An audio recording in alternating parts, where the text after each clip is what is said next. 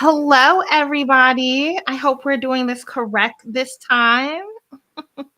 Mm, And that some folks are here to join us as we discuss All Boys Aren't Blue by George M. Johnson. It is a memoir and it is our read for the month of July. And for our first discussion, we have Jonathan Pope returning. I think our last discussion was what? The Prophet? Oh, I think the delay. Yeah. Let's see.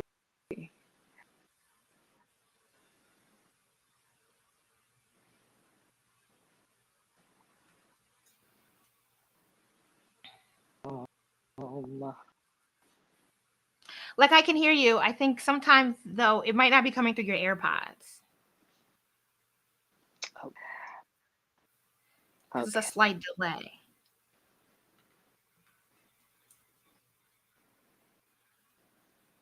Can you hear me now? Yes, I can hear you. Okay. Hello, hello. People are joining in. So I was saying, yeah, I think the last book you did with us was The Prophets.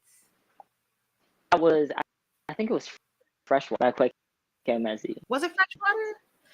yeah, I think so. Like it was Freshwater. Maybe. I'm sure. Too good, too good read. All right. Yeah, Well, yeah, books.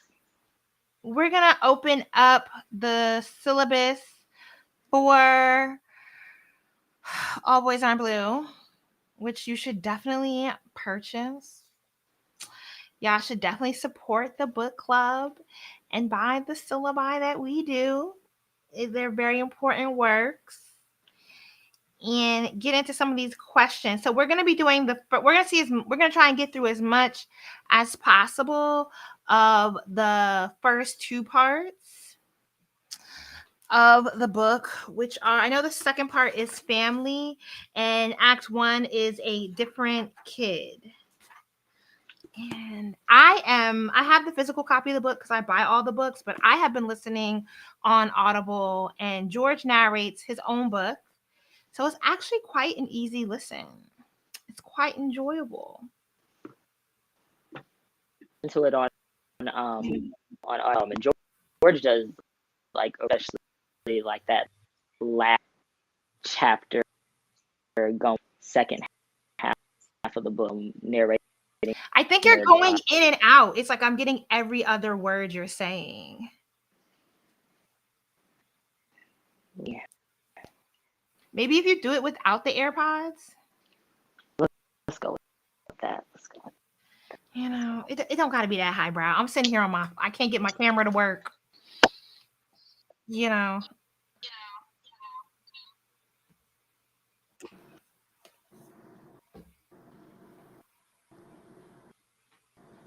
Okay. Am I good now? yeah, you're in now. A little better. Okay. Cool. Audio also. And yeah, George does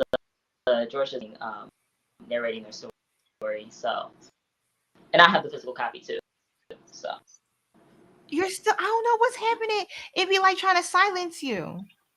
Is it doing the same thing for y'all with me? It might be my connection. Like there's just a delay.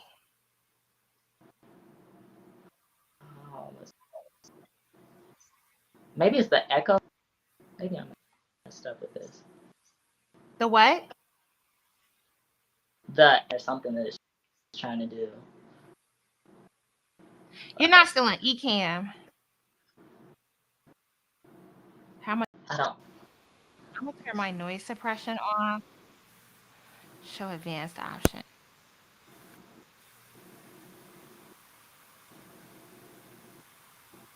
Ecamm, so maybe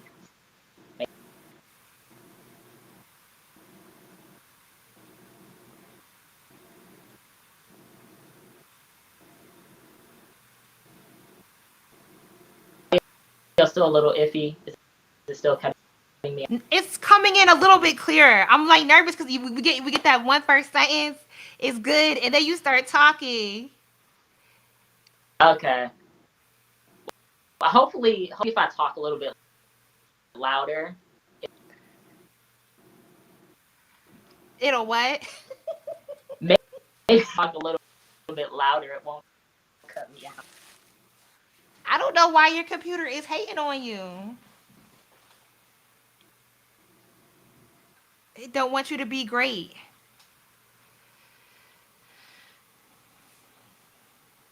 Do you want to exit out and come back?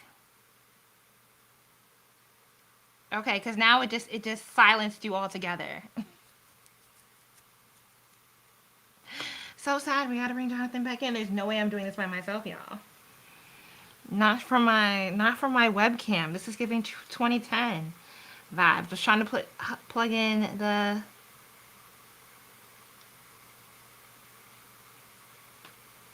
haters.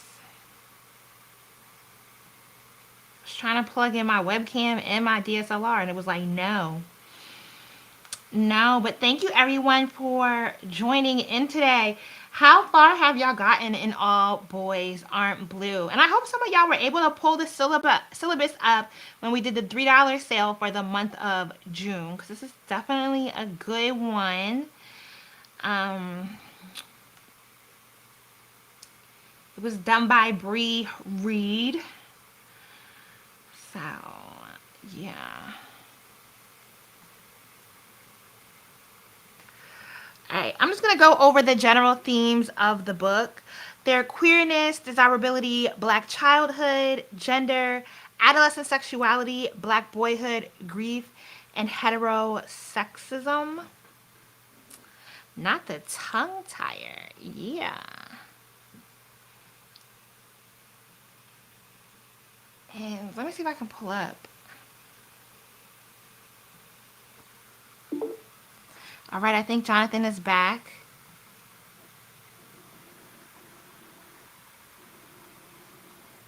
Okay, do I sound a little bit better? Oh, yeah, yes, for now. Okay. I think you that's not Mercury retrograde yet. Okay, we have a whole month and a half before we hit that way. All right. Well, yes. Okay, we have one person who has read it halfway. Somebody who's about halfway through part two. So maybe we won't do all of the first um two parts just to give people a little bit more time to catch up. But I have really been enjoying listening to this book. It's just told in a very relatable way. Also, like it's Northeast, Northeast Black people stuff is really always up my alley. Cause I'm like, oh, I get some of these like location references. Yeah. It definitely felt like it felt simple enough to kind of just like read through and not have to think super because it's not like it's definitely like a young adult um memoir rather than like a lot of the memoirs that years they are super complex and like the language is all over the place. This felt really accessible as a memoir, so I definitely enjoyed it. Yeah, the language part of it is very accessible and it's very easy to read. Okay. A few of y'all have already read it. That's great to hear. Now, this text does include explicit references to sexual assault, racism, queerphobia, and transphobia. And additionally, this book contains other references to drugs and sex that may require readers to prepare themselves and other young readers for heavy conversation. There is an author note by Johnson himself at the very beginning of the book that provides helpful language and other advisories that are useful to consider. This note also includes specific instructions for non black and non queer folks to not repeat slurs that reproduce harm for marginalized people in these communities. Well, that was thoughtful about like who's going to read the book, how the book might be read, especially as it might enter into classrooms and more diverse settings. But I think we can just jump right into the questions. Yeah. And George, I don't know if anybody has picked up the memoir that came. Right. We are not broken, but George like then changed pronouns, they, them, announced that they were non-binary, and like All Boys Aren't Blue came out, so it still uses like original in the bio, but that is definitely since changed. Okay, thank you for bringing that to our attention. All right, so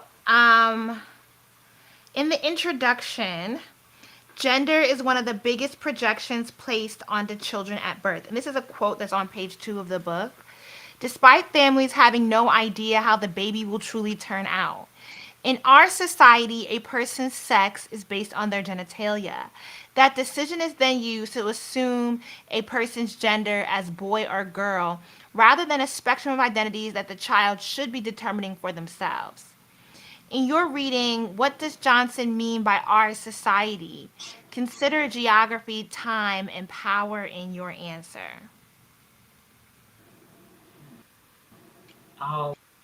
When I was that opening quote, I was really thinking when we think about power, people are ultimately thinking about like these very structures. When I was thinking about that particular quote, I was thinking about just authority over the decisions that a child can make. And so like you have those authority figures in a child's life that control like how they be able to like their hair length, the toys they're able to play with, all of that stuff that automatically is like determined for them rather than them being able to make that choice themselves. Yeah, like currently in our modern times, like if we think of like what we consider like a temporal zoning, which is time and place. So like in Western society in the 21st century, even though we have advanced this understanding of, the gender spectrum and non-binary and trans identities, that we still are, gender's also been heavily commodified. And so people are holding on to gender because of the way that they can decide for their child all the things that they are going to buy. Like, oh, I'm having a girl, so it's going to be pretty dresses. Oh, I'm having a boy, so I'm going to pay for them to be in all these sports and do all these things. It's kind of like the commodification of gender that we're very attached to, rather than there really being this strong, you know, like even when people talk about it in a religious sense, they're often talking about like the commodified ways that gender work in our lives versus what's wrong with allowing a person to have a gender that is on the spectrum. Yeah, and what I loved was kind of just the that quick mention of gender, and just I mean it's made waves like over the past posting TikToks of their gender reveal parties, and like there's so much importance that one aspect of a child before they're even born, and money and time into just announcing whether or not their child is a boy or a girl. I mean, some folks are having very, very elaborate gender reveals, like super, super elaborate. I have this running joke that if I was to have a child, my family's Jehovah's Witness and they get together for nothing. So I would just do the gender reveal to milk having everybody to come together because the kid gets to decide their own gender.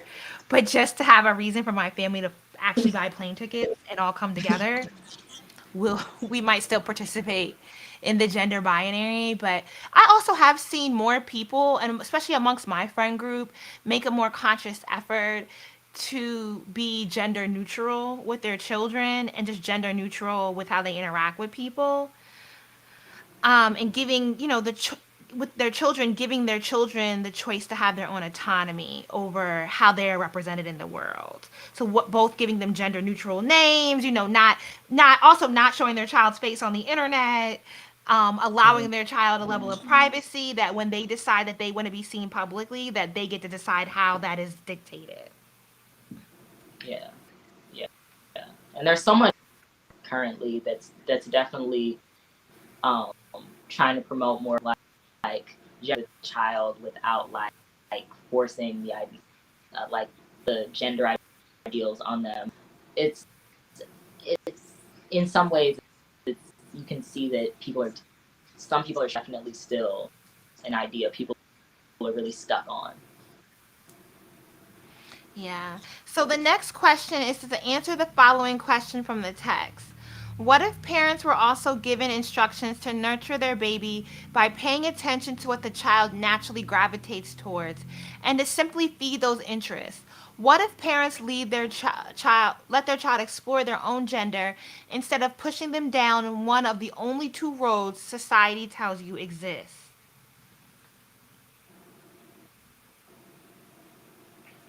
And I think that's interesting in context to when he gets into part one. I'm sorry, when they get into part one, and they're talking about like as a young person wanting to double dutch and getting really really Mm. good at it, but stopping double dutch because they were pushed in and as a mode for their own like safety, played football in order to be accepted with their cousins. And that sticks out to me because I never learned how to double dutch, and I feel so like unblack in that moment. I feel so betrayed that my mother did not teach. So for George to have mastered the skill of double dutching and then give it up because of the kids and the pressure and wanting to fit in, and it's unfortunate because if somebody presents as masculine, why can't they still like? What about double dutch? You see these double dutch competitions, people are profiting and making money off of it. It's both. It's all genders participating in it.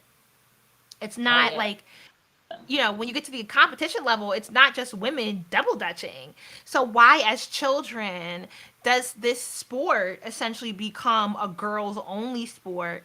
And in order to like be included and to be accepted, George is pushed into playing what are identified as more masculine sports. Oh yeah. It's and I that particular with me because I was like the playground is such an integral part of being like in school, like going out for recess, all of that stuff. And I remember I was always the hanging on the like monkey bars and all that stuff, and then the boys would be over there playing like tackling each other. And I was like, I'm not doing any of that. I'm sorry, separated. Like there was such a separation of genders on the playground. So George ended up feeling so pressured to like put themselves into put themselves into harm's way almost just to be able to without like being attacked by the other by the other boys on the them calling George like all of these different names because they didn't which like so when it comes to that question I'm less traumatized children that would like there's not that into situations that you feel uncomfortable in just in order to like survive. Yeah, in order to survive. So early in the text, Johnston dives deep into how they relate to being black and queer as identities. Their personal journey is marked by reactions to police and state violence alongside interpersonal relationships with family, friends, and professors. Are there identities you hold in habit that you understand deeper as you change? And if yes, and I would love to hear from anybody watching, can you explain the journey? And then the follow up is, what book would you write about your life?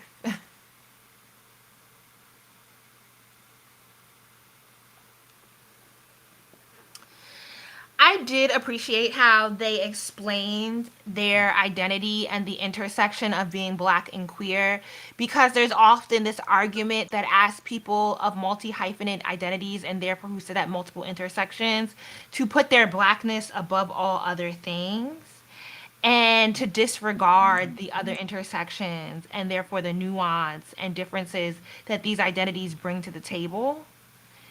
And, George does kind of explain it in a way that suggests that neither comes before the other, that their experience is distinct to their queerness and their queerness is distinct to their blackness. Like their blackness is distinct to their queerness and their queerness is distinct to their blackness. And therefore, there is a duality in their identity that should be respected and should not be demeaned. And you appreciate that at different moments. Also, like I think what kind of catches people up, especially when we talk about gender and sexuality, is that people think it should be stagnant. And I've been posting a lot of reels on my Instagram from the video I did on casual sex. And what I think one of the things I commented on there is that our libidos change with age and time, geography, age, a lot of things will change and influence your desires sexually.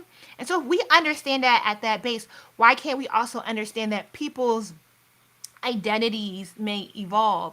And part of the pushback against the gender binary is that this boxing in of choosing one gender or the other gender, and there only being two genders that exist, people don't have to apply anymore. And I think that's kind of what people get tripped up on, is not understanding that what is the correct term for this? Gender identity. That the expansiveness of gender identity means that, like, yeah, a person can present as masculine and as man and still be they them, and it's how they choose to be expressed. It's their autonomy. Mm-hmm. It's not redefining, it's not saying that they can no longer participate or engage in certain things, but it is allowing them to dictate how people address them and refer to them and how they are accepted in the world. And somebody has a question about, are parents not allowed to be excited for the gender being told to them? This baby isn't even here yet, so why can't they celebrate it? But if the baby isn't even here yet, why is the gender the thing that's celebrated? You know what I mean? Like if the baby isn't here, why can't this the concept of having a child be celebrated? What are you like, when you are talking about the potential gender of your child that is not here yet, that's what I'm saying. Think about the things that you're what are you going to celebrate with that? Like, oh, I'm going to have a girl. What does that mean? I'm going to go shopping. I'm going to buy, wear dresses, and we're going to have matching outfits. And it's like all the commodified. It's how you get to participate in capitalism because you have a daughter, and then if you have a son, it's the converse, right? And so why can't just the expansion of family, the bringing in of a new life, the potential for this person to become their own person, and for all the different ways your child can bloom into an adult, that be the celebration versus these very specific constructs that say it can only be one or the other.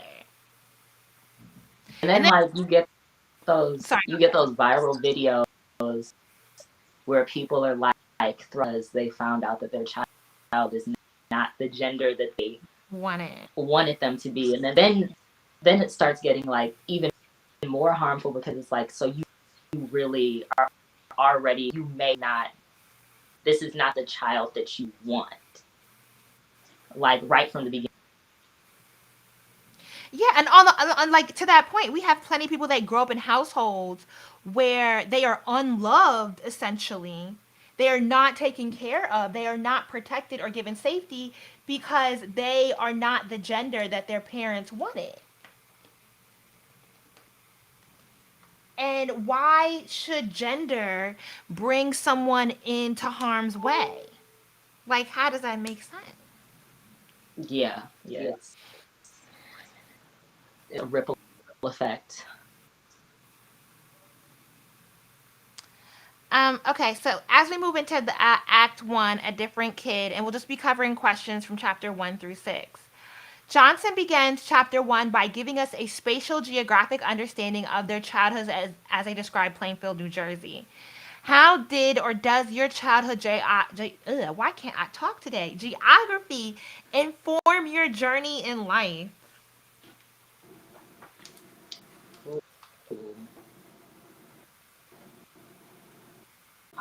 Where did you Um, grow up? so I live in Ohio. Okay. So Just I church going, like black family, Midwest. A lot of my family came from the South. My dad's family is predominantly in Cleveland, like a lot of Alabama transplants. Um, and no, I think, and there's a lot of Pentecostal, like Kojic folks, Kojic, and so Okay. um, just a lot. Growing up, I mean, Cleveland has its very, and my family knew that, so I was definitely shielded from a lot. But I also kind of was to grow up like black in like um, and so like I grew up like knowing like my having like a closer connection to, I guess, blackness and black culture, whatever that could possibly mean. Um, close knit family, close to my roots. Education was extremely, family was extremely important. Um, that sort of thing, and so that kind of just built.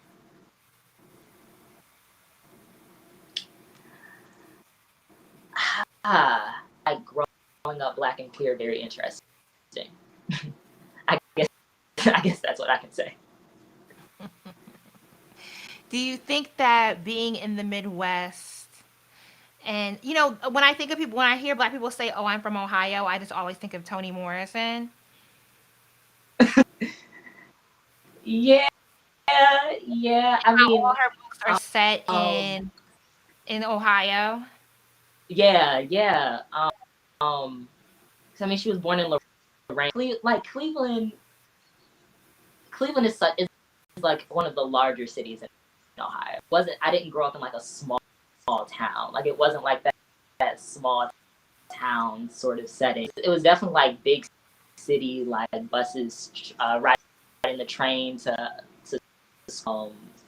I attended school like in like downtown Cleveland. It was a different sort of environment. I was always around people and very like conscious of like people.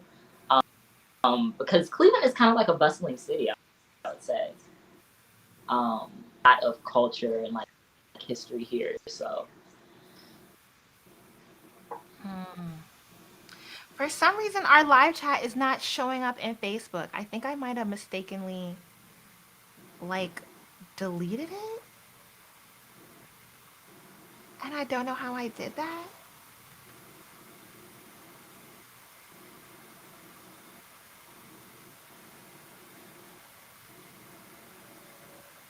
That's so weird. Okay, well, can't stop the show. We'll just have to send a follow up. Sorry to the Facebook people. Okay, Nanny, who gets a whole chapter in Act Two, is described throughout the first act as a firm, loving, and caring elder from South Carolina. Johnson is careful to write about how Nanny's own history informs her caregiving. What details about Nanny stick with you as a reader? oh, Nanny was interesting. Nanny was definitely like an interesting grandmother. Um, I I always grew up around like black, black women. uh, she was stubborn, so like loving. Um, and the thing that really stuck with me was the whole idea of George's name. And that Nanny said that they needed a biblical name. It really stuck with me like that. Like I'm the grandmother, and I'm just not gonna leave this hospital without a biblical name. That really stuck with me. Yeah. And even I thought it was so interesting the whole back and forth about George's name. Mm. And then them deciding to go with George. And I mean, it comes down to autonomy, right? Because me, I was like, I would have stuck with the other name. But it's like when a child has their own choice and they really get to shape how other people see them. Yeah, that was one of the most surprising like aspects of like this. I can honestly not imagine a black parent asking their child. Yeah, do you want to be named George or Matthew? Like you get to choose. To have that sort of autonomy being given to them at such a young age isn't, to us it registers Yeah. as so impactful because we like your parents are like I named you, I don't care what nobody else call you. You ain't changing that name. But I was also like, George? You wouldn't pick Matthew? Yeah. Both of them just feel so, I don't know, but I don't know which one I would have picked. Mm.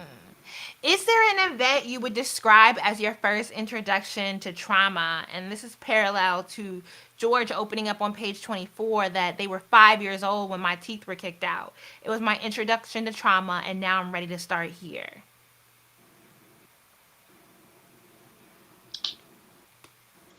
Ooh, in the chat They has have a nice smile picture in the back. They say, because they go on to say that their trauma kept them from smiling as a young black boy for many years until their mother's surgery invited them back to smiling. When trauma impacts our bodies, it also can change our relationship to emotions, expression, and vulnerability. Have you experienced your own lessons in trauma and vulnerability? This is a very deep syllabus, y'all. You're going to be in your feelings. yeah, that um a lot of a lot of maybe a bit more like young black men, like like not wanting to smile relationship to like their teeth.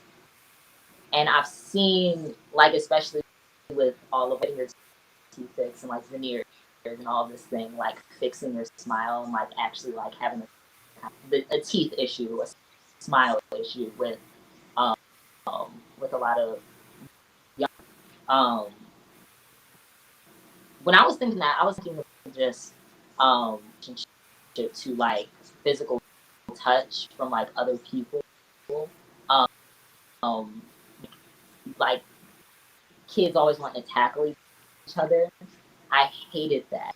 And I remember I was in a locker room in elementary school, and it was just tackled me and like Mm. sat on me and would like not let me go.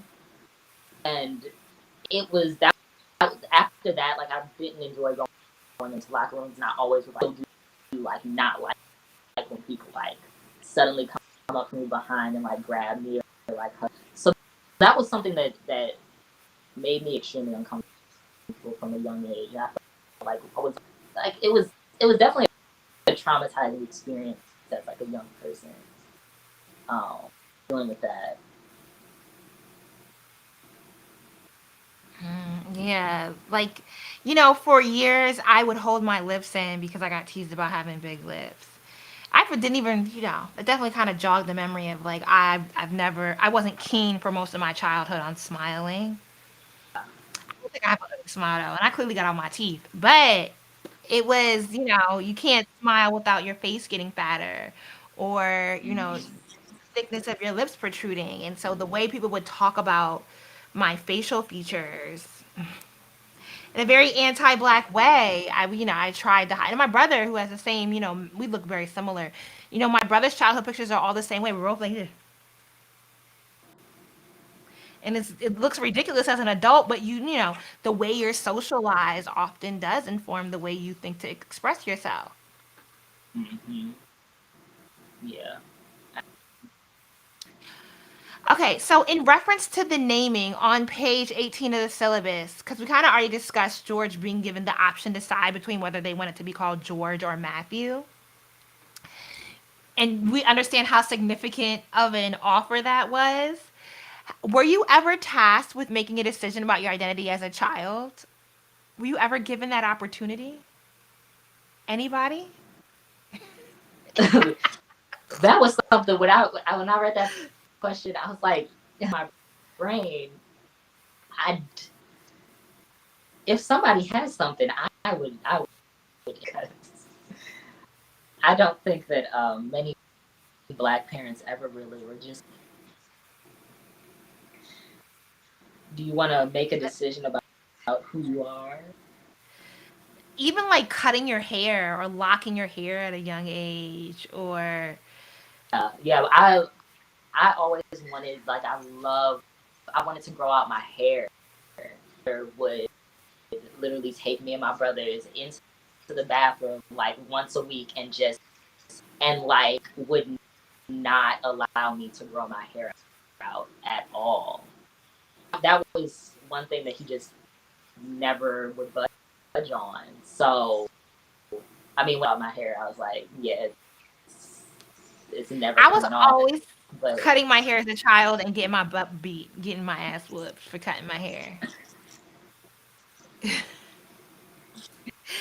Just taking the scissors to the ponytail and going, I wanted a bob.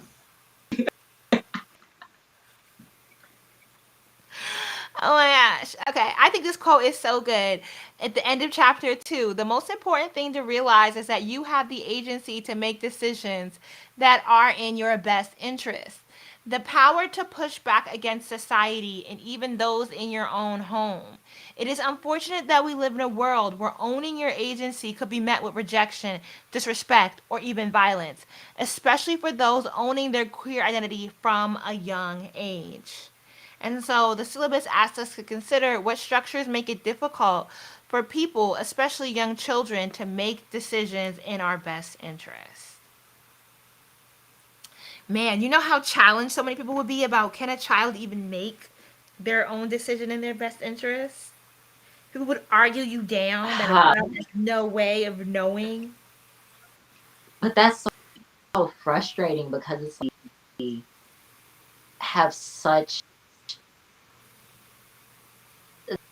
they know, like, at their core they know so, so much about themselves, and like they should be allowed to for decisions, like like they know what they like. Children what they sort of want to look like. They know what they dislike, and like it's so wild that so many talking about like gender identity and children being able to express their gender identity. They're like, oh, what if they change their mind? What if like they're, you know, they regret? But it's like it's not harming them, But nobody also then considers what it if they shouldn't. regret being forced into cisgendered heterosexuality? Exactly. What if they regret that side Exactly. of it? What if that's not what they wanted? What if the idea that exploration actually allows for a for people that come to a better understanding of themselves overall versus being forced into a box often leads with more problems in adulthood. And we've all experienced that. I mean, I've seen so many children who are trained to perform a certain way based on who's in the room. And so these Hmm. children never come into their own understanding of their own identity. And then they're let out into the world when they turn 18 and they're very vulnerable. Because now all of a sudden they have to figure out what they like or what they want and what are the influences that are going to take over them. Yeah, like George talking about like going to Catholic school and just like all of like the ideology that's pushed on you in religious environments and all these different things, and then you come out with all these ideas that you've been forced to believe and forced to uphold all these years, and then what to do with yourself, or you've developed like all out yourself, just because somebody's like constricted you all has constricted you for all of these years. And you see that with a lot of queer folks that grew up and went to like private institutions and different things. And speaking of when he was in Catholic school, honey child. On page 21 of the syllabus, honey child is a word that Johnson uses for themselves as a child, and they quickly realize language is often dictated for us by outside factors. And I thought it was so hilarious that they got in trouble for using the word honey child for it becoming a popular term at school. Honey child? For real? That was a problem? Anywho, do you dictate your own language and the language of others around you? Do you dictate the language of children around you? If so, why?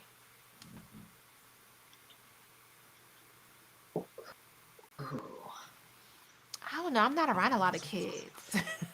I, so, I mean, I'm sure.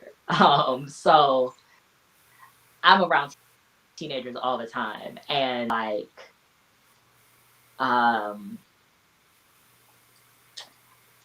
I do, um, move them in the direction of certain language, certain instances. Um, Picking up language that people around them use, it's huge. I'd be nervous around kids because I don't want them going back to their parents and being like, "Oh well, Miss Jouelzy said, I don't know, I ain't say nothing. I'm gonna let you be who you want to be around me." But I don't need your mama or daddy coming yelling at me because I let you move a certain way. You know, it is tricky with kids because you realize that like kids don't really get to be themselves. And then if you allow that child to have that kind of expression around you, you could get in trouble with their parents. Absolutely. And I try to be mindful of the language cosign with young people. And then I like try to do is like correct them when they use like slurs, or when they're being like disrespectful, or like using like especially like biggest language and like all those certain like phrases like, oh, you look all, like when they're insulting other people. um but also try to correct them when it comes to like, language around like gender and sexuality, been like a huge thing. But other than that, I kind of let them, if they want to talk, for the most part. Yeah. Okay. I realized the only place that was truly safe for me would be in my imagination. It's a quote from page 63, and we're on 22 of the syllabus. Ooh, this is a really great question because I'm always talking about the limitations of safe spaces. So, what are the limitations of safe spaces? And what are the dangers of black queer children not having safe spaces in the material world? I actually think the limitations of safe spaces and one of the dangers is that it constantly replicates the binary.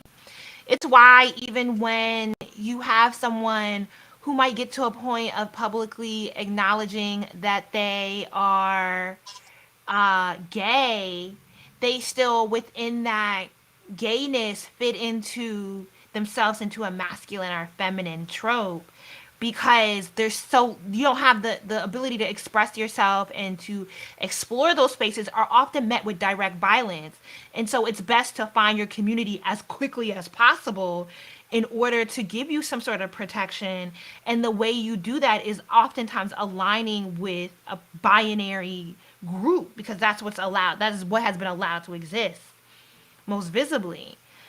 People don't often until they fully get outside their childhood home and come into some of their own financial means and stability in that realm even begin to get to think about exploring their gender or sexual identity, or even like beyond that, just having interests that exist outside of the mainstream.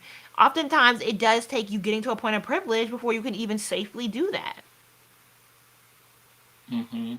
Aren't going to, which is why it's whenever people like talk about like creating like a safe space, it's not going to cover everybody. It's not going to be everybody. And especially when it comes to like queer complexity. Um, you know, when it comes to identity, and is this a space that it was interesting. I was reading Punch Me Up the Room, a memoir, uh, really good, but entering into a black queer space after being in white queer spaces, is automatically having this expectation that he was going to be accepted in this black queer space. It's kind of ignoring the fact that how he's been like socialized to view black queer, and that so he came into this space automatically thinking he was going to be accepted, space that those people had guards up in who they wanted to allow in, and so he ended up feeling like an outsider in Mm-hmm. a black queer space because it was a space that should have been for him, but also a place that had to guard from that had to be guarded from outsiders, and an outsider, no matter the fact that he was black and queer. So it's not always going to be just a place where you can just drop into automatically. Do you have any childhood lies you were told that you had to unlearn as an adult? Because Johnson references Honest Abe lied to you on page 104. Um, and this is it's analogous to Kiese Lehman's quote that in order to be American, you have to live a lie. But thinking about the way children are lied to in order to be kept in line, are there lies that you held on to deeply as a child that you had to unlearn as an adult?